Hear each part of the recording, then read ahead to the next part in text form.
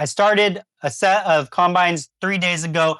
I'm more than halfway past on those. I'm up about $2,000 on those, a little bit less than $2,000 on those, and I need about $1,000 to pass those. So I'm hoping to pass those going into next week. Damn, I blew my combines, guys. I'm just kidding, guys. I passed my combines, but I did learn one valuable lesson this week. Hey, by the way, if you're new here, I'm James. I started documenting my trading journey about a year ago when I was unprofitable. I've made about 45K since, and my goal is 100K in payouts, all documented on YouTube. So if that's something that interests you, make sure you subscribe to the channel, and let's get back to the video.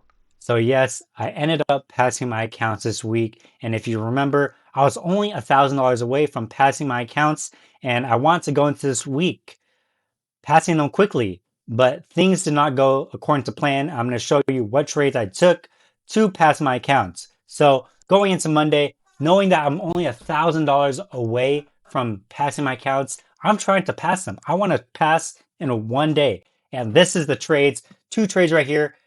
Bonehead trades, revenge trade on the second trade. Paid the price on both of these not very good trades and was down $1,000. $1,000. So with that $1,000 loss, I was not able to pass the combine in one day, one trade. I cannot pass them anymore. So it's going to take at least another 2 days. So second day, Tuesday, I take this trade right here. Price is overextended and price tapped into this daily fair value gap right here and took out previous day high. No draws higher. Price can only really reverse. I take this reversal right here to this New York AM session low right here. Made $700 back. So I only needed $1,300 to pass my account again. What do I do? On Wednesday, we had FOMC, but I do trade FOMC and I take this good setup. Take this, I size heavy. This was an A plus setup to me. Previous day low right here. As you can see, we're trending towards it very clearly. And we get this 5-minute retracement into this gap right here.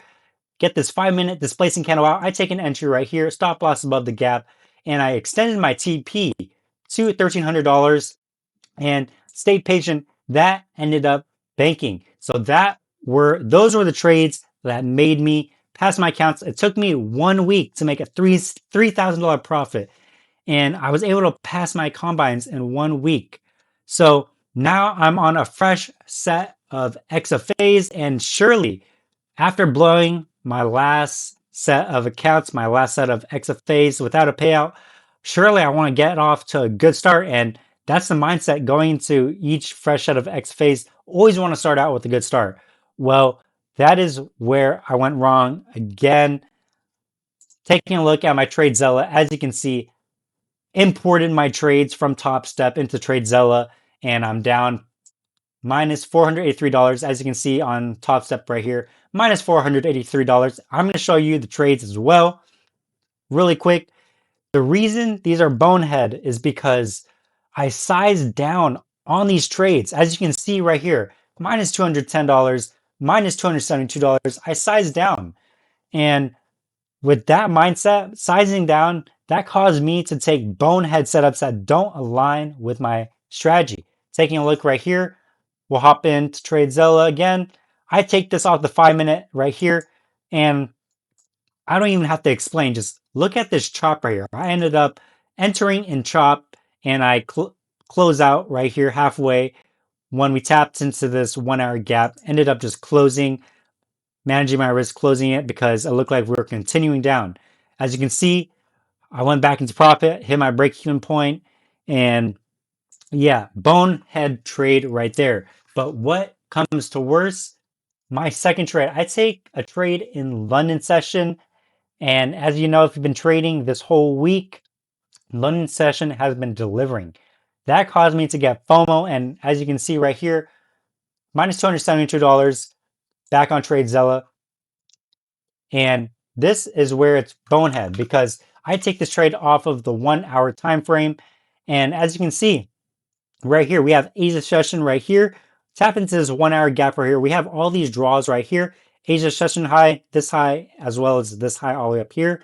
And I take a trade off of just the 1 hour gap right here, tapping into right here, this large rejection block right here, and I mark out 50% of it right here. I add a limit order right here, stop loss below this right here. Taking a look at the 5 minute time frame, as you can see, I got limit ordered set right here, instantly stopped out. Just a bonehead trade. When do I ever take rejection blocks? That does not align with my strategy. Look at this right here. Looking back at the trade, this is a 1 to 5.63 RR trade. When do I ever take 1 to 5.63 RR trades? Never. I am straying away from my strategy and I cannot be doing that. I need to do what got me to my first payout, what got me to the 45K in payouts. So what did I learn from passing my combines, from taking these losses on my XFA and starting them out on not so good of a start?